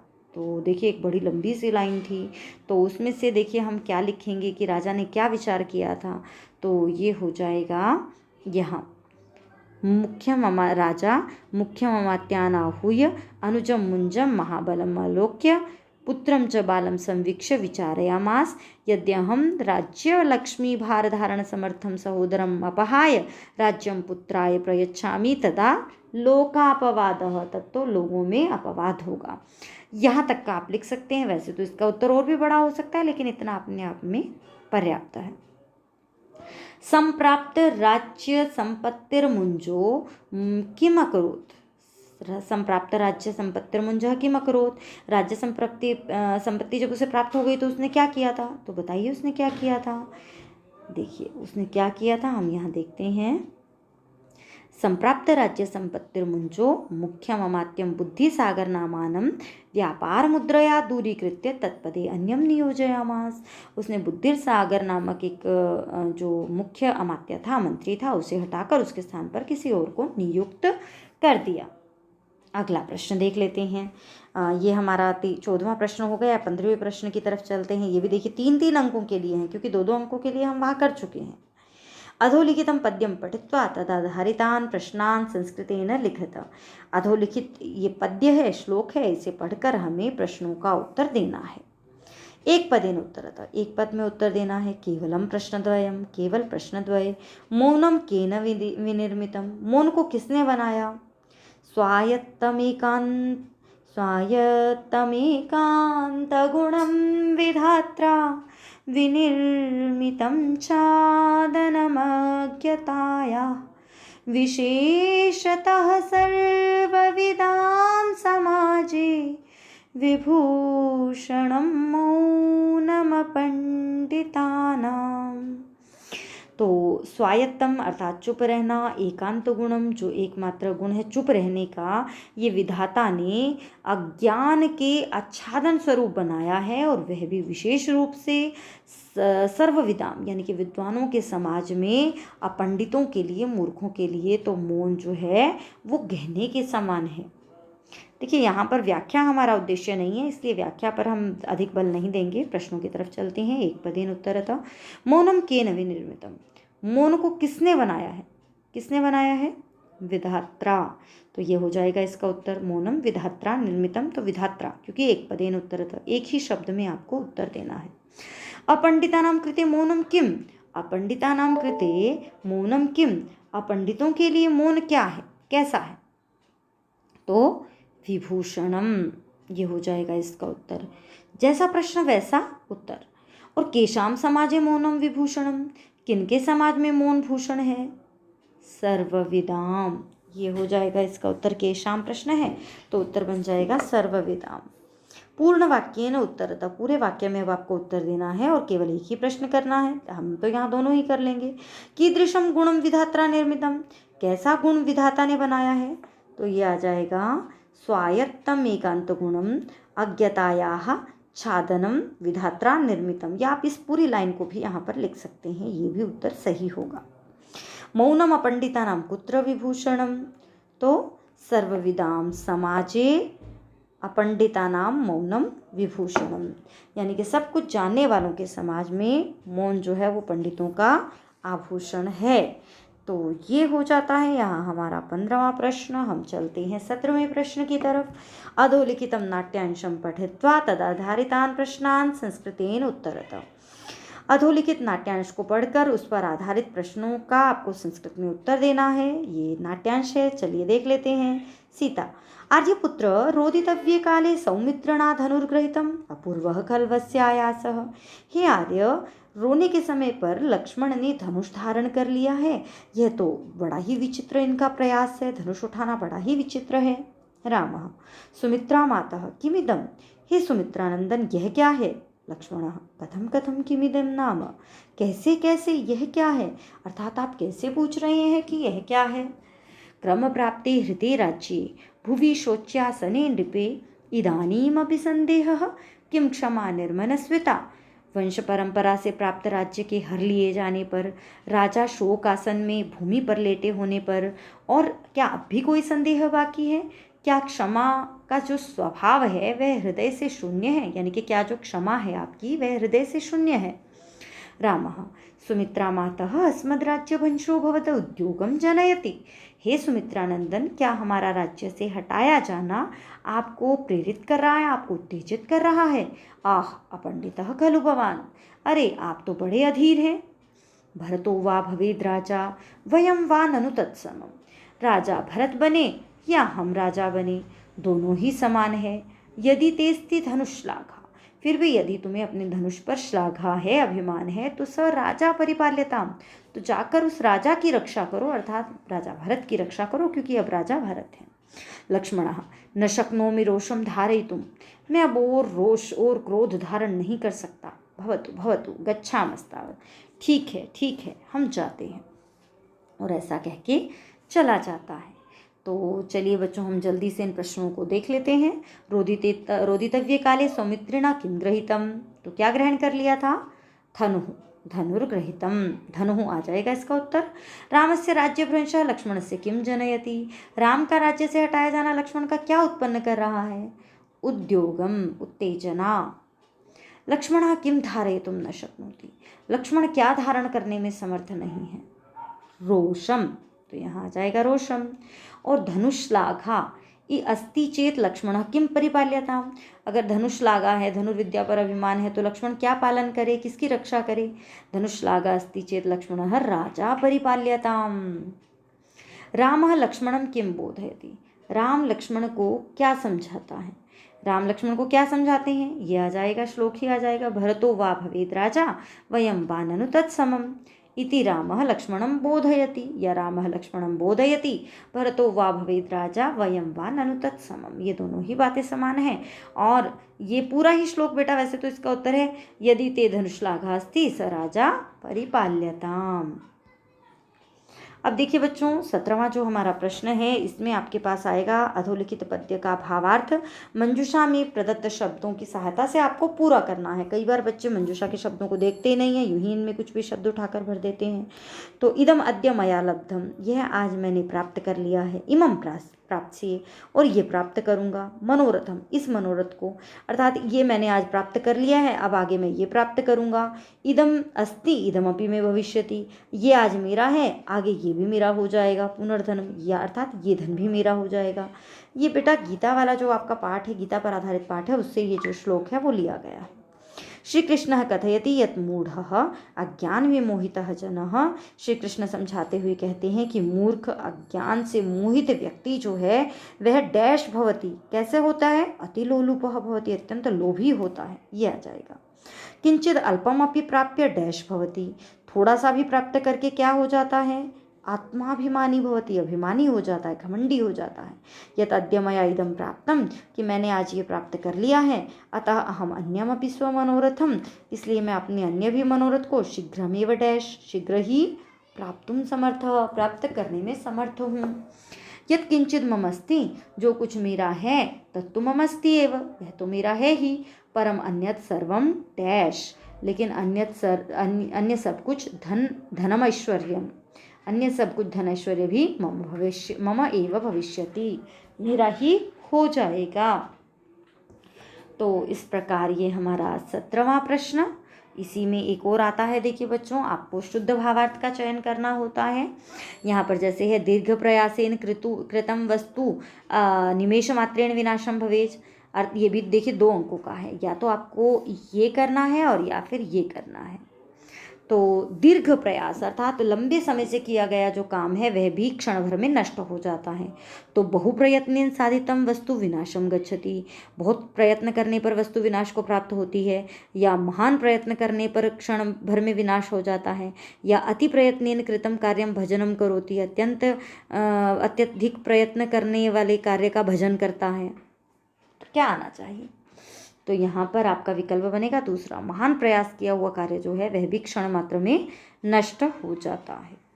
तो जैसे यहाँ पर है सूक्ति रसम विमुच्य दोषेषु यत्नः सुमहान खलानाम, सूक्ति रसम यानी कि अच्छे वचनों को छोड़कर दोषों में महान यत्न रहता है खलों का। तो दुष्टानाम प्रयासः सुवचनम त्यक्त्वा दोषेषु भवति, दुष्टों के प्रयास अच्छे वचनों को छोड़कर बुराइयों में होते हैं, तो यही इसका उत्तर हो जाएगा। फिर भी हम अगले ऑप्शंस को भी देख लेते हैं। सज्जनानाम सुवचनम त्याज्यम भवति, सज्जनों के लिए अच्छे वचन त्याज्य होते हैं, बिल्कुल नहीं, ये तो अर्थ नहीं है। खलः नरः दुष्टताम आचरति, बुरा व्यक्ति दुष्टता का आचरण करता है, ये भी इसका अर्थ नहीं है, तो इसका अर्थ होगा पहला। तो ये हो जाएगा हमारा उत्तर। अब 18वें प्रश्न की तरफ हम बढ़ते हैं और प्रश्न की पूर्णता की तरफ हम बढ़ रहे हैं। अधोलिखित अन्वये रिक्त स्थानानि पूरयत, नीचे दिए गए अन्वय में आपको रिक्त स्थान भरने हैं। ये बच्चों बहुत आसान होता है, आधे आधे अंक के लिए है। और देखिए इसमें करना क्या है हमें, और यहाँ पर आपके पास 2 ऑप्शन रहते हैं, या तो आपको रिक्त स्थान पूर्ति करनी है, या आप किसी भी एक पाठ्य पुस्तक के श्लोक को जो इसमें यहाँ पर जिसका संदर्भ ना आया हो, यानी कि जो श्लोक यहाँ ना आया हो उसे लिखकर और उसका भावार्थ लिख सकते हैं। शैशवे डैश, तो यहाँ पर देखिए बच्चों सीधे सीधे ये खाली स्थान की जगह पर ये शब्द आ जाएगा। अभ्यस्त विद्यानाम, यौवने डैश, यौवने विषयैषीणाम, वार्धके डैश, वार्धके मुनिवृत्तीनाम, योगेन अंते योगेन तनुत्यजाम। जो 4 शब्द छूट गए थे एक एक, देखिए हम देख रहे हैं ये 4 चरण है, हर चरण में एक एक शब्द छूटा हुआ था, और छूटे हुए शब्द को केवल हमें ढूंढकर यहाँ लिखना है, और इस प्रकार हमारा जो है अन्वय वो पूरा हो जाता है। और या फिर आप किसी भी एक श्लोक का लिखकर और भावार्थ उसका लिख सकते हैं। इसके लिए आप कम से कम अपनी पुस्तक से 3 से 4 श्लोकों को आपको याद करके उनका भावार्थ जो है वो समझकर याद करना होगा, जिससे कि अगर 1-2 श्लोक जो है वो परीक्षा में पूछ लिया जाए तो आप किसी अन्य का भावार्थ लिख सकें, और अन्यथा अन्वय पूर्ति अधिक सरल है। अब हम हैं हमारे अंतिम प्रश्न की ओर। क स्तम्भस्य वाक्यांशस्य ख स्तम्भस्य वाक्यांशेन सह मेलनं कुरुत। क स्तंभ के वाक्यों का ख स्तंभ के वाक्यों के साथ मिलान करना है, यानी कि एक जो चरण है यहाँ है और दूसरा चरण यहाँ है, दोनों चरणों को आपस में मिलाना है। परीक्षार्थम उद्यतोस्मि, परीक्षार्थम उद्यतोस्मि, पत्न्याः सहयोगः अनिवार्यः, मम सखी विचाराः, अनंतपारो गभीरश्च, गृहस्थाश्रम प्रयोगशालायां। तो ये हो जाएगा, परीक्षा के लिए उद्यत हूँ गृहस्थाश्रम की प्रयोगशाला में। लक्ष्म्याः रक्षार्थम, लक्ष्मी की रक्षा के लिए पत्न्याः सहयोगः अनिवार्यः, पत्नी का सहयोग अनिवार्य है। बच्चों देखिए, जब भी ये पंक्ति या श्लोकों में से भी हो सकती है या कोई पंक्ति भी हो सकती है जिसका आधा चरण इधर है और आधा चरण इधर है, वो आपको मिलान करना है। अपि श्रुताः भवद्भिः, क्या आपने सुने? मम सखी विचाराः, मेरी सखी के विचार। यदि आपने पाठ को पढ़ा है अच्छे से तो आप बड़े आराम से इसे कर सकते हैं। ज्ञानोदधिस्तु, ज्ञान का सागर तो अनंत पारो गभीरश्च, अनंत अथाह है और बहुत गहरा है। ये आधे आधे अंक के आपके मिलान हैं जो कि हैं पूरे 2 अंक के लिए। और इस प्रकार हमारा ये जो प्रश्न पत्र है वो पूरा होता है। और प्यारे बच्चों, आपको इस प्रश्न पत्र का अभ्यास बहुत ही आवश्यक है यहाँ पर, क्योंकि हम हर प्रश्न पर बहुत विस्तार से चर्चा नहीं कर सकते थे, तो हमने एक प्रयास किया है कि जितना कम से कम में हम इस प्रश्न पत्र का स्वरूप आपके सामने रख सकें वो आपके सामने रखा है। और बच्चों, जो मुख्य बात, हम प्रयास रहेगा हमारा कि आपके हर छोटे से छोटे टॉपिक पर आपको वीडियो उपलब्ध घर बैठे करवाई जाए ताकि आप सभी विषयों पर पारंगत हो सकें। तो देखते रहिए उसके लिए संस्कृत शाला। जल्द ही अगली वीडियो के साथ उपस्थित होंगे। तब तक के लिए स्वस्थ रहिए, व्यस्त रहिए, मस्त रहिए।